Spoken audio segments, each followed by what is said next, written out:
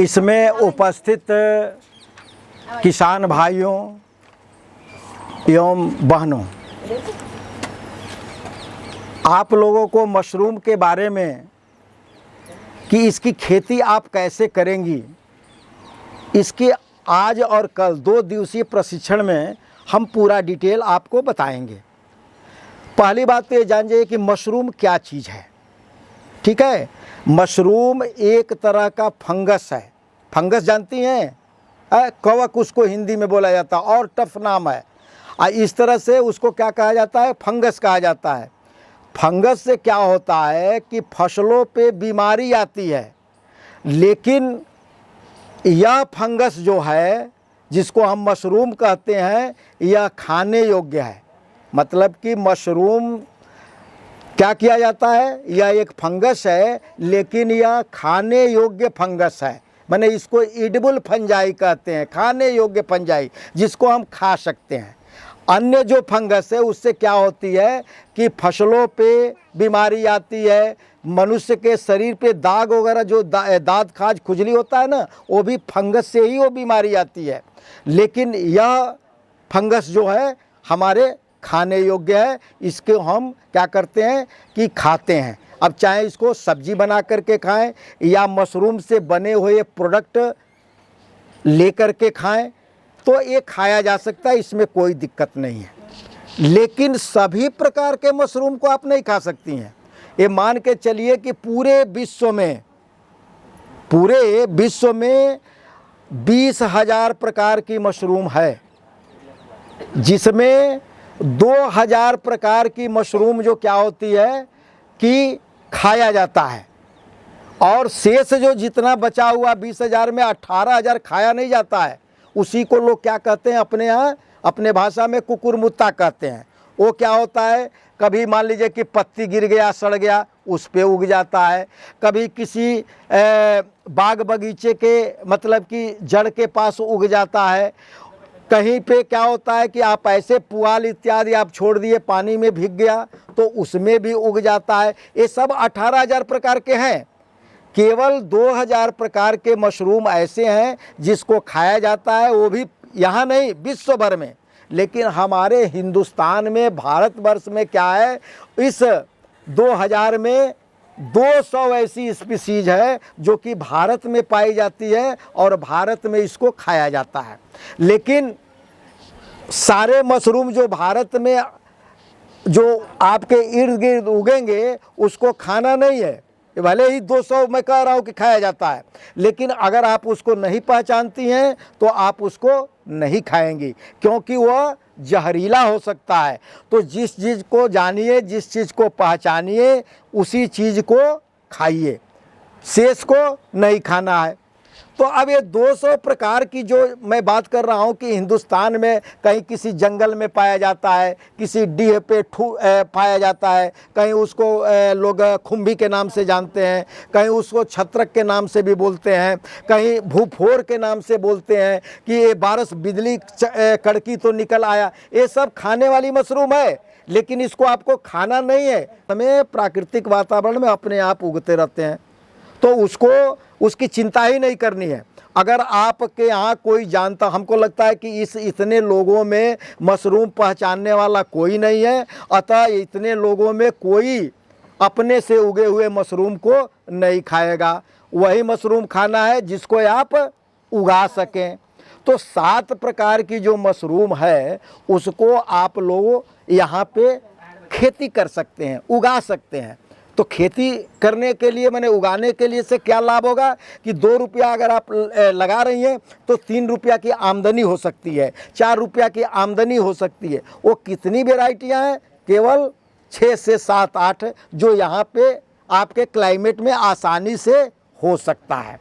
उसमें क्या है, पहला है बटन मशरूम, ठीक, दूसरा है ओयस्टर मशरूम,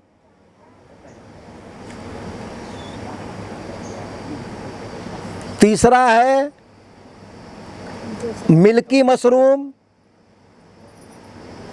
श्वेत दूधिया उसको बोलते हैं, मिल्की भी बोलते हैं, है ना। उसके बाद से चौथा क्या हुआ, पुआल मशरूम, पुआल पैरा मशरूम जो पैरा मशरूम या पैरा मशरूम उसको बोलते हैं। उसके बाद से क्या है, एक कंचपड़ा मशरूम होता है, हाँ, विंटर मशरूम के नाम से जाना जाता है। कंचपड़ा,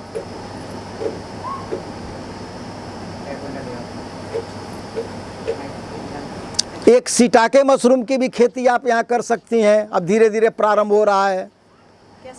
सिटाके, सिटाके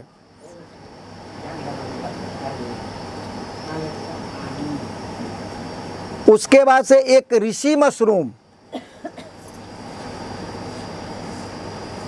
जिसको मेडिसिनल मशरूम के नाम से भी जाना जाता है। तो ये कितने हो गए, 7 हो गए ना। सतवां मेडिसिनल मशरूम लिख दा, ऋषि मशरूम। अब इस 7 मशरूम में है ना, एक मशरूम का चयन आप लोगों के लिए किया गया है, जिसको क्या कहते हैं, ओयस्टर मशरूम। जो तीसरे नंबर का मशरूम है, इसको दूसरे नंबर पे जो आप लिखी हैं, उस ओयस्टर मशरूम की खेती करने के लिए आपके ग्रुप को चयन किया गया है, ओयस्टर का। अब हम बताएं कि ओयस्टर का क्यों चयन किया गया है।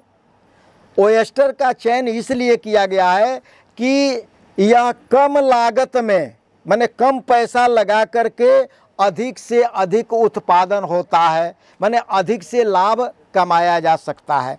ठीक, पहला कारण ये है कि जिसके वजह से आप लोगों का ओयस्टर का चयन किया गया है। दूसरा कारण क्या है कि ओयस्टर मशरूम की खेती करने के लिए एग्रो वेस्ट, जैसे कि धान के भूसा, गेहूं का भूसा, गन्ने के पत्ती का छिलका, वो पत्ती वाला जो है वो भाग, आप गन्ने की खोई पे भी, आप चने के भूसा, मटर के भूसा, इन सब पे ओयस्टर की खेती आसानी से किया जा सकता है। ठीक है, लेकिन धान और गेहूं के भूसे पे उत्पादन अधिक होता है। ओयस्टर मशरूम आप सब पे उगा सकती हैं, धान की तिलठी वाले भूसे पे भी उगा सकते हैं, उसके तिल के तिलठी वाले पे भी, आप चने पे भी उगा सकती हैं, मटर के भी भूसे पे उगा सकती हैं, गन्ने के खोई पे भी उगा सकती हैं, गन्ने की पत्ती को सुखा करके उसको भी कुट्टी काट करके उगा सकती हैं। लेकिन सबसे बढ़िया उत्पादन किस पे होगा, धान और गेहूं के भूसे पे। तो हम लोग को क्या करना है, धान और गेहूं के भूसे का ही चयन करना है। ठीक है ना, ये कन्फर्म हो गया।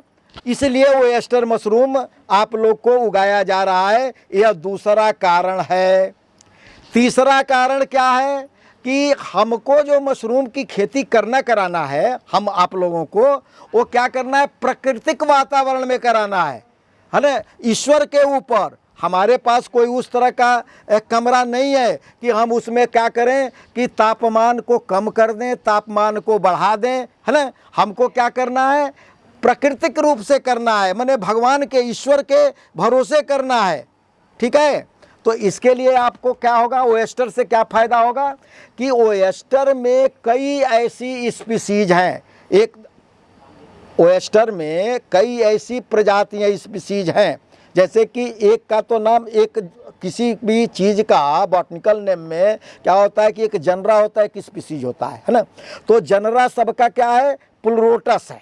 जनरा किसका है, इसका प्लूरोटस है। लेकिन इसमें अलग अलग जो वेराइटियाँ हैं, स्पीसीजेज हैं, उसका अलग अलग नाम है। तो एक तो मान लीजिए कि आप लिख लीजिए कि प्लूरोटस जनरा हो गया। सारे ओयस्टर को क्या कहेंगे, प्लूरोटस कहेंगे। लेकिन उसमें कई तरह के होंगे, जैसे कि होता है ना कतकी गोभी है, दूसरे सीजन में गोभी होती है, फूले गोभी, लेकिन अलग अलग होता है। उसी तरह से इसमें क्या है कि ओयस्टर जो है, जिसको प्लूरोटस नाम से जाना जाता है, इसके कई स्पीसीज हैं। तो एक तो स्पीसीज आप लिख लीजिए कि प्लूरोटस फ्लोरिडा, आधा फ अल्लाह में ओ के मंत्रा लो आ रीडा, फ्लोरिडा, प्लूरोटस फ्लोरिडा। ठीक, ये क्या है कि एक ये जाति है। उसी तरह से एक प्लूरोटस साजोर काजू, लिखिए प्लूरोटस साजोर काजू। तीसरा क्या है? प्लूरोटस ओएस्ट्रिस, ओएस्ट्रिस लिखिए, ऐसे ही लिखिए, वो कहते कहते आ जाएगा। प्लूरोटस ओएस्ट्रिस।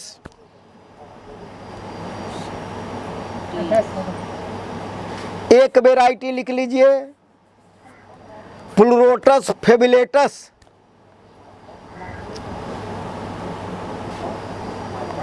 एक वेराइटी लिख लीजिए फेबिलेटस, आधा फ करके ले फे बी लेटस, ऐसे करके लिख दीजिए।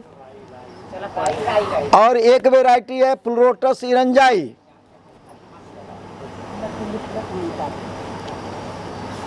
एक प्लूरोटस जमोर लिख दीजिए, जमोर। पहले ना वो बोलिए ना तो नंबर डालेंगे, नंबर नहीं डालेंगे। हो गया, अब आपके काम भर का हो गया, आप घबरा